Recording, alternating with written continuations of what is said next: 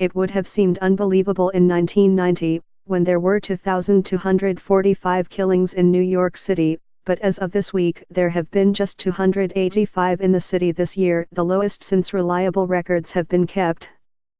In fact, crime has fallen in New York City in each of the major felony categories: murder and manslaughter, rape, assault, robbery, burglary, grand larceny, and car thefts, to a total of 94,806 as of Sunday, well below the previous record low of 101,716 set last year.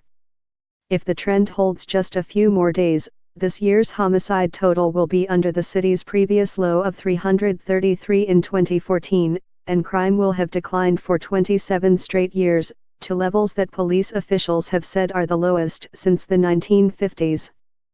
The numbers, when taken together, portray a city of 8.5 million people growing safer even as the police, under Mayor Bill de Blasio, use less deadly force, make fewer arrests and scale back controversial practices like stopping and frisking thousands of people on the streets. There is no denying that the ARC is truly exceptional in the unbroken streak of declining crime. William J. Bratton, who retired from his second stint as police commissioner last year, said. But officials see one area of concern: an uptick in reports of rapes toward the end of the year.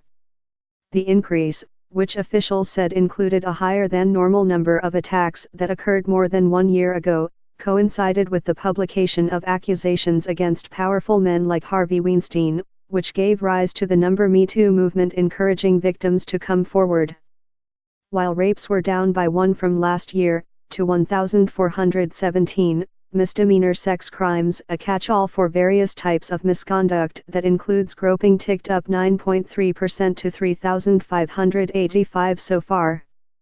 The lower homicide numbers are still preliminary. Tuesday was the last day for which they were available, but they jibe with large drops in killings in major cities like Chicago and Detroit, while contrasting with considerable increases in killings in smaller cities like Charlotte and Baltimore. The city today is a far cry from what it was when Mr.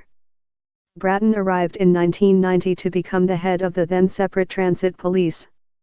Not only were there 2,245 killings that year, but there were more than 527,000 major felony crimes and more than 5,000 people shot.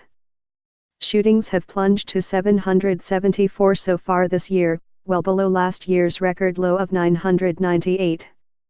And for the first time, fewer than 1,000 people have been hurt by gunfire, 917 as of Sunday. The continued declines are a boon to Mr. de Blasio, a Democrat elected on promises of police reform, promises that prompted warnings of mayhem to come by his opponents in 2014.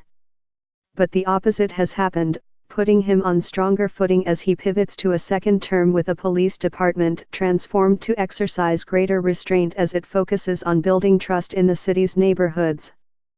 Franklin E. Zimring, a professor at University of California, Berkeley, School of Law, said the downturn was an astounding achievement, but it raised another question: how long and low will crime fall? We don't know when we've exhausted the possibilities of urban crime decline, and we won't know unless and until New York scrapes bottom, said Mr.